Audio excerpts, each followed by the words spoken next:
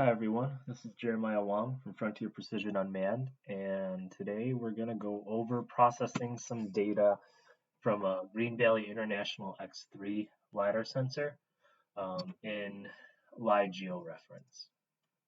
And the first thing we're going to do is we're going to go through and take a look at the data.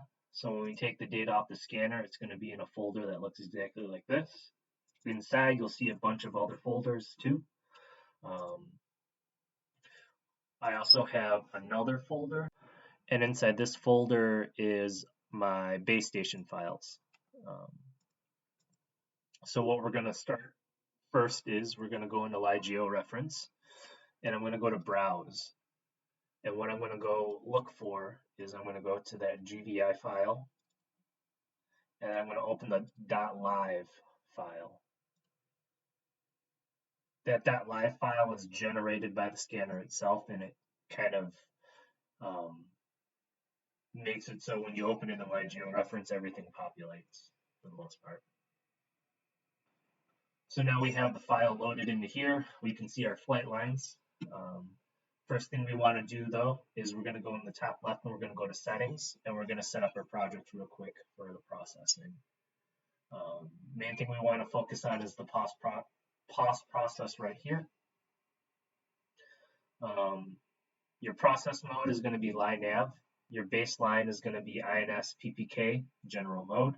Rover station data is right here. Again, you shouldn't really need to change anything. The part where you do need to change something would be right here for the base station data. So the data we have is in RINEX format, so I'm going to choose RINEX. And I'm going to go to where my base station files are. So it's in control, hit the O, hit this guy, and then these are optional, so we don't need it. Down here, I didn't send this out to Opus, so I don't have like an Opus solution, or I didn't set it up over an own point. So I'm just going to pull the base location from the header. If you sent it out to Opus, if you have that corrected point, you can enter it manually right here. But since I don't, I'm going to just take it from the header, and I'm going to click OK. So the first thing we want to do after that is we want to kind of go through and pick the flight lines that we want to process. We kind of don't want the ends. We kind of don't want these little weird squigglies that cut across. So what I'll do for that is there are a couple different ways up here. Segmentation. So you can do it one way where you select on the trajectory. So I click select on trajectory. I'll click one end, and then I'll click the other. That's one way to do it. Another way to do it is draw polygon. So this is the way I usually do it. But for the most part, you'll go through and select everything inside the box will be the flight lines that it's going to take.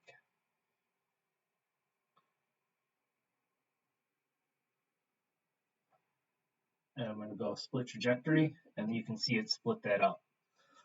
There are a couple flight lines that we don't want, so I'm going to go to my bottom left where it says segmentation table, and then I'm going to click this button right here to hide remaining parts. So those are the parts that's not going to be used. And then this guy right here, since I don't really care for this cross, I'm going to hit minus, and it's going to get rid of that. The next thing we do after this is we're going to go up here. We're going to make sure the pause process and the georeference is selected. And we'll hit start.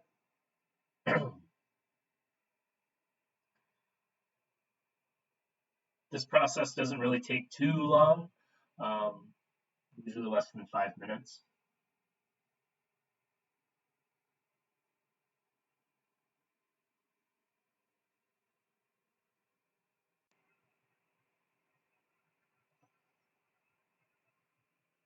So it did the pause process right now, and then now it's going to go through and do the georeferencing of the point cloud with the corrected trajectory.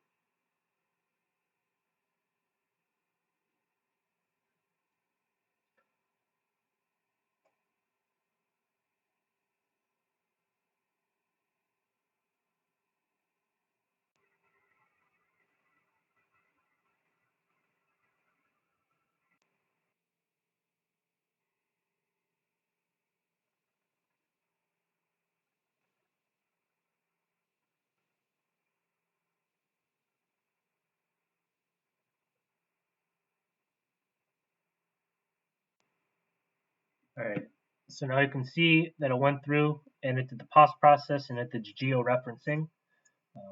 So I can go through. How you rotate. It's probably my only annoyance about my georeference is the goofy rotation in it. But overall, it's a pretty good post-processing software. It's nice that it's all in one. So we can see the point cloud. It looks pretty good. What we can do now is I'm going to go and I'll set my buffer. We're going to cut a profile. So I'll do 0.1 meters. We can cut a profile. And I'll zoom in. I'm going to go through and change the color. Something more contrasty.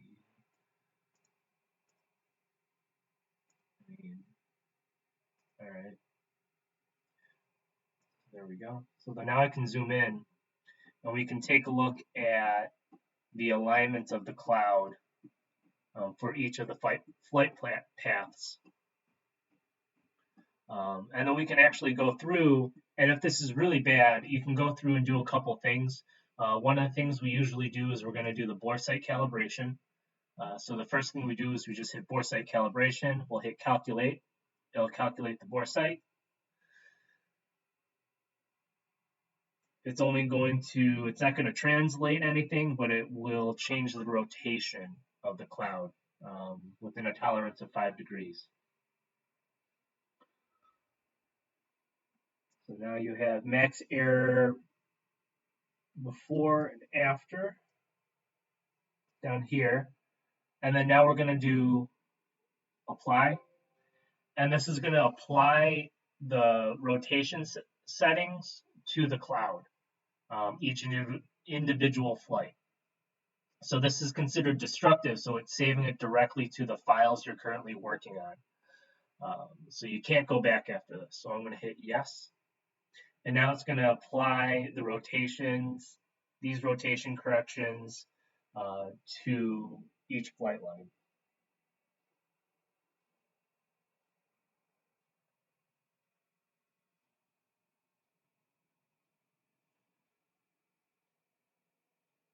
Again, if the cloud looks good, I mean, there really is no need to do it. But then again, it doesn't hurt to just run it because all you're doing is making the cloud even tighter with each other.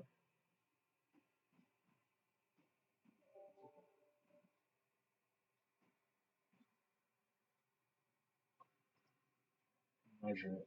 So if we measure, so the thickest points, it's going to be the dy.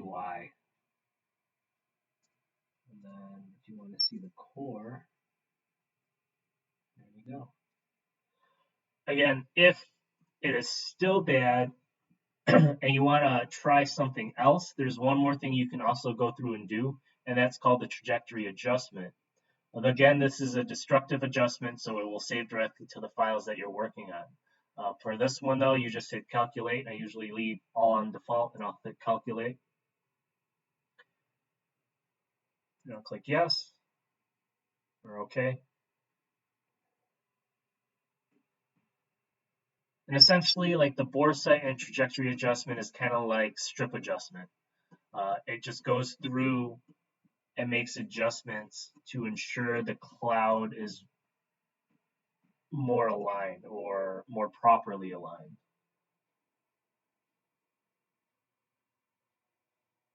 Again, these steps don't really take too long to do either. But after this, what we're going to end up doing too is we're going to go to the next 2 steps or next 3 steps is that we're going to classify so we can get ground. We're going to do point smoothing. It's optional. And then you can do colorization too. So this is where we're going to take the photos that were taken at the same time as we were flying the flight to colorize the point cloud. These steps usually take a bit longer, so you'll see, my clock jump a little bit, so we can skip ahead a little faster.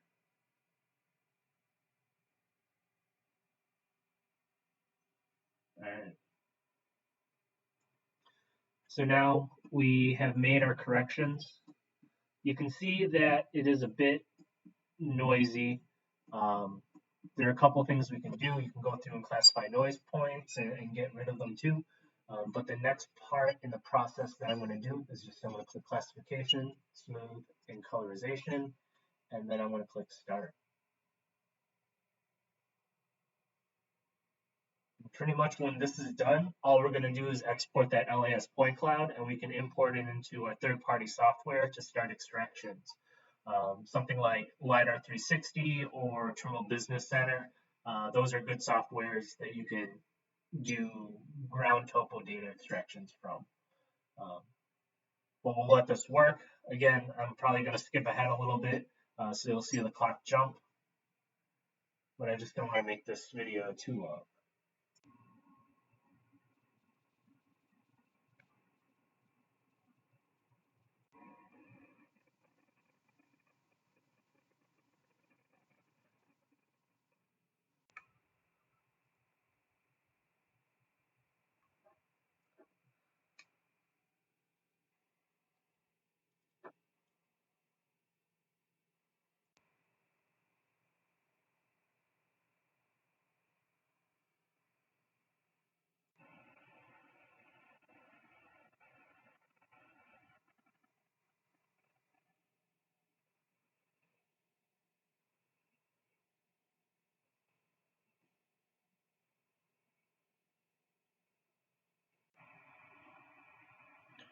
Yeah, so I've been skipping around, but it still hasn't taken very long. But again, depending on the size of the flight, will determine how long it will take to process too. But as we can see, it went through, it did the classification, so I can go classification, ground only points, never classified points. So I classified the ground out. And the next thing we can do is we can check RGB. So we colorize the point cloud too. So let me zoom in a little closer.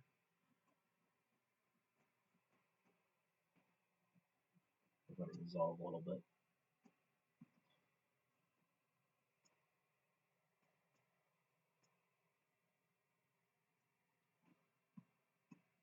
So cloud looks pretty good.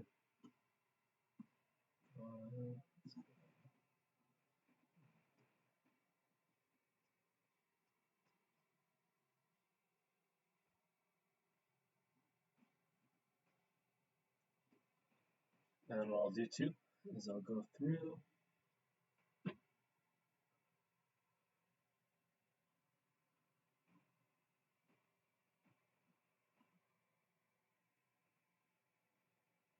So 3D view.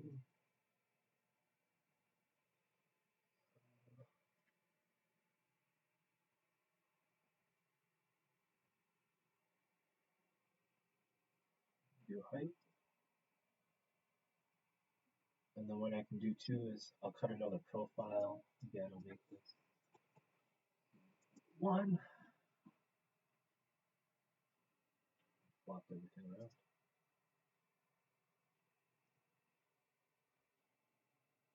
Now,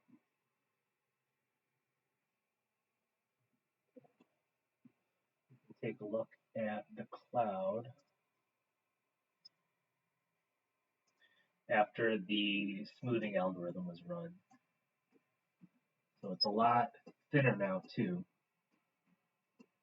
especially in a lot of spots. So we have some high spots right here, so I'll use the measure tool. So you have a spot right here and a spot right here. So that's a thicker area. And then, so after smoothing, the cloud gets even thinner and a lot better too. So the cloud thickness right here.